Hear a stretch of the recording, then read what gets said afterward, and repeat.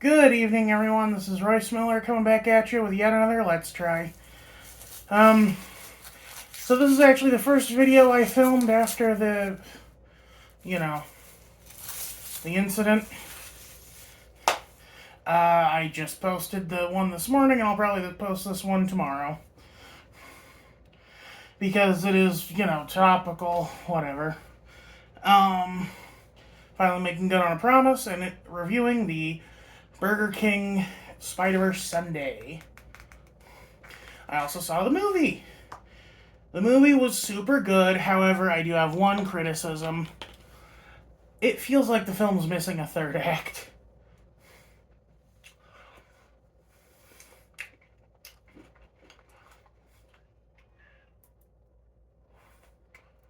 Okay.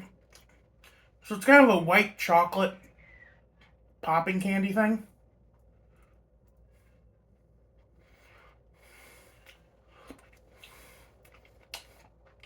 The ice cream is pretty good, actually.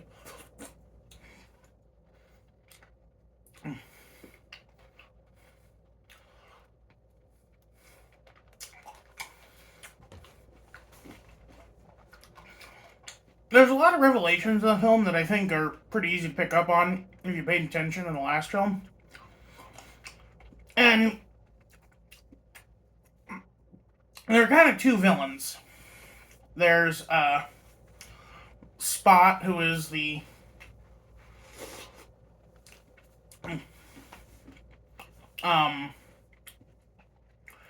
he's kind of a classic Spider-Man villain. He's a dude covered in dots who can make portals. I know him most from the animated series, where I believe he was played by Roddy McDowall, who also voiced Mad Hatter in Batman the Animated Series, and played the male chimpanzee in Planet of the Apes. And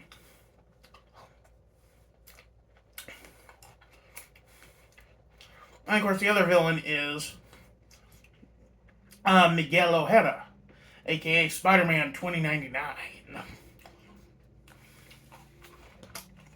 played fantastically by Oscar Isaac.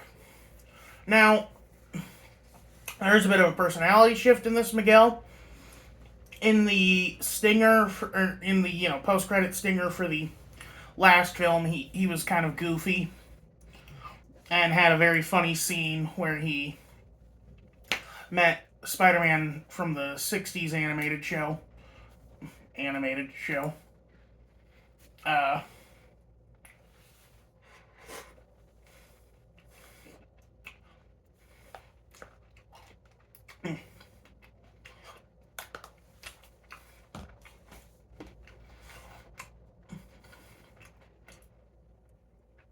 and they just pointed fingers at each other in a recreation of the meme. Whereas in this one, he's a lot more somber and menacing, and they do explain it.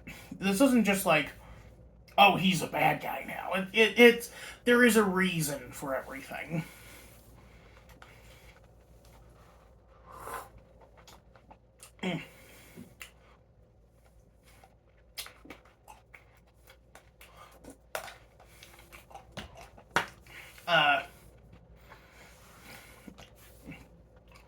But the film ends on a cliffhanger. Without getting too much into spoilers, but I was a little disappointed because, just when you think everything's about to go down, it cuts to credits. And I'm like, oh, okay, this is going to be a weird little thing where they're,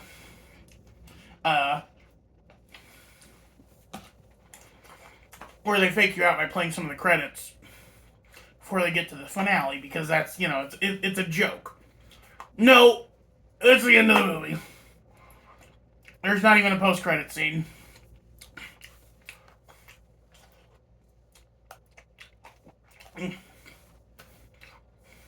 They empired me. Actually, I would say it's worse than Empire Strikes Back, or even Dead Man's Chest, because, like, those at least had a 3-act structure. This feels like it ended right before the 3rd act started.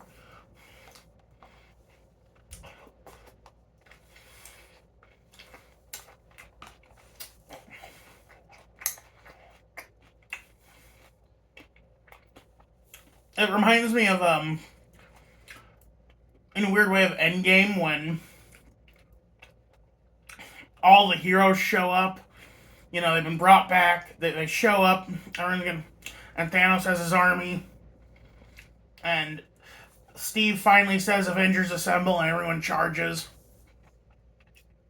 And I thought, like, oh my god, it's going to cut to credits, and we're not going to get the finale to this. But there's still an hour of movie left.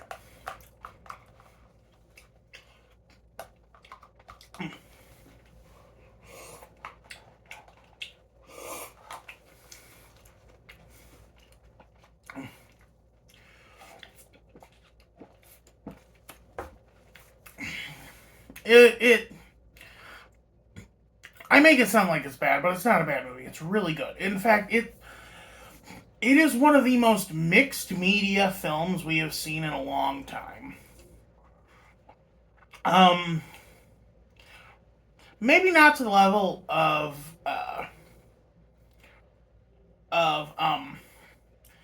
Roger Rabbit, which was very, had so much stuff put into it, but it does have, like, some live action segments, some stop motion segments. Donald Glover, I think. I always confuse Danny and Donald Glover. Donald Glover Childish Gambino has a cameo as a live action Prowler, because he played Aaron Davis in a small cameo role in Homecoming, which was a lot of fun.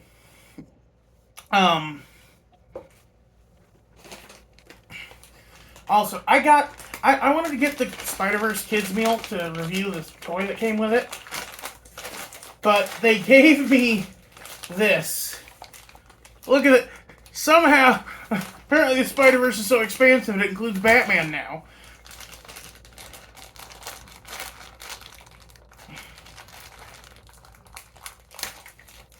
Yeah, I'm embarrassing myself getting the effing toy, and I would have hoped that I would have at least been able to review the actual toy. Instead, I get this thing. A Joker toy that has, like, chattering teeth, I guess.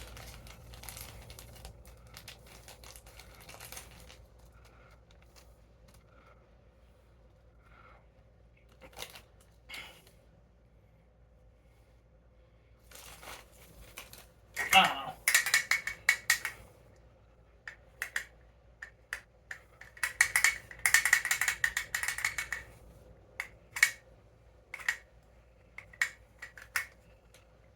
I don't know what this is supposed to be, man. It looks like a Funko Pop. Ah, well. Little cheeseburger here, too.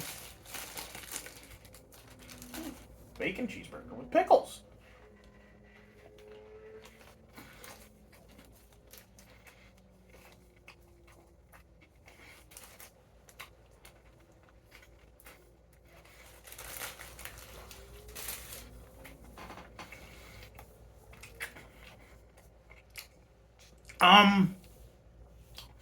Also, they have a completely different soundtrack this time, and I want to say that it's not as good as the first movie. Like, the first movie had What's Up Danger, which is probably one of the best songs ever.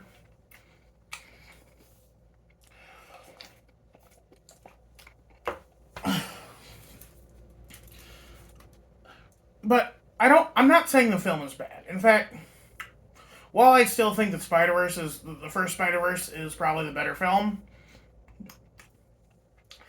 this, like I said, this is 2 acts of a movie. It is not a complete movie. So I'm going to withhold judgment on whether it's better than the first Spider-Verse or not, until the film is finished. Now, it's supposed to be slated to come out next year. However, Haley Steinfeld apparently, I forget her name. Spider Girl hasn't recorded her lines for the film yet, so we don't. So it's probably going to get delayed, especially with the writer's strike.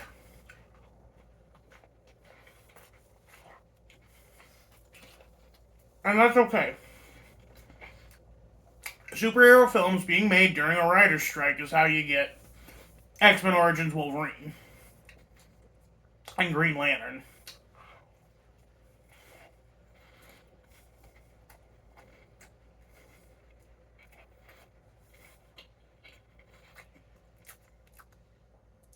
But what do I think? Like, what is the movie like? I think the most interesting thing about the movie is that it's not a Miles movie. Miles is more of the Peter B. Parker movie. You know, in Miles's movie, Peter B. Parker had a good, not like character arc. Yeah, that's the word I'm looking for. Had a good character arc. In this one, it's more Gwen's story.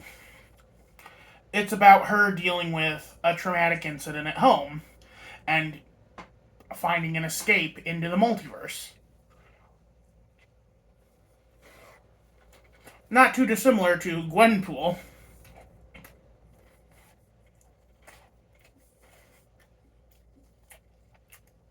Which, if you ever really want to make a comic book fan mad, just say that Gwenpool is a Gwen Stacy. Which she kind of is because she was spawned from a Gwen Stacy variant cover. But people get so mad about. Oh, hold on.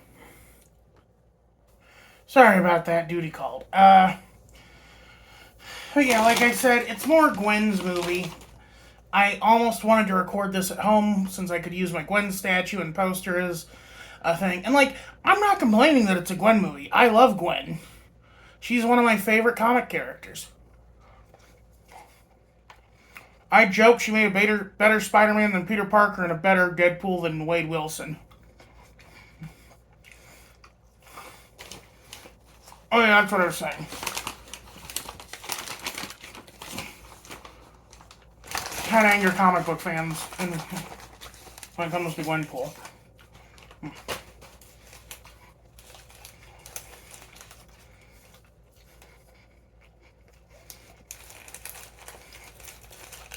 Man, these fries taste way better when they've been sitting out a little bit.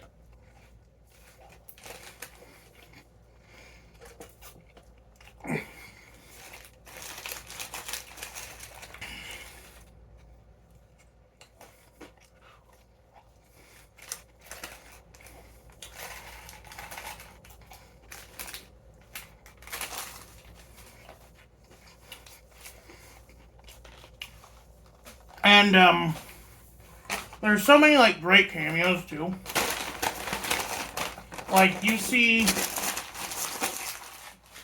multiple versions of J. Jonah Jameson.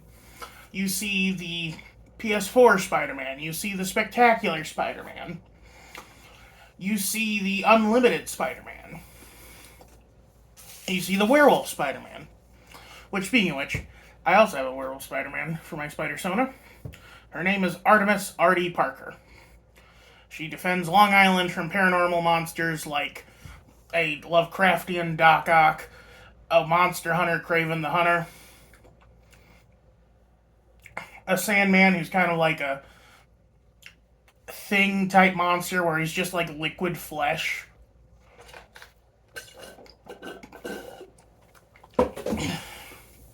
A demon version of Venom, a ghost version of Mysterio, and I'm trying to think what else. Oh, her version of Doctor Strange is Dr. Von Doom, Warlock Supreme. And he's got like a Phantom of the Opera version of his mask, just covering his scar. And he married Sue Storm, who is the Invisible Woman, still, but she's more like H.G. Wells' The Invisible Man. You know, it's all Universal monsters with gothic horror elements and stuff.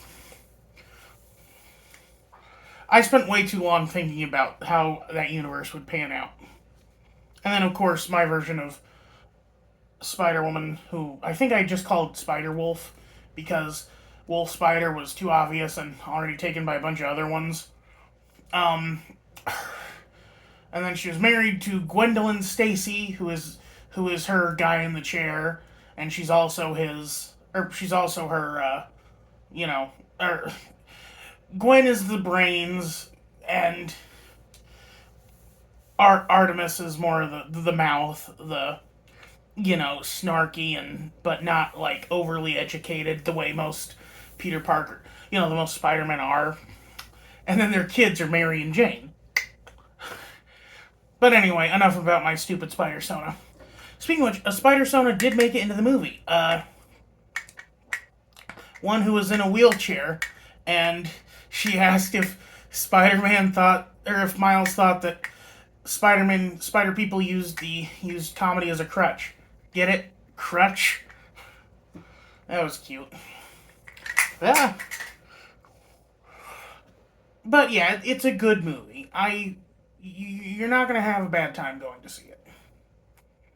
Anyway, I think that's gonna be it for me tonight. I'm sorry, I got a busy night.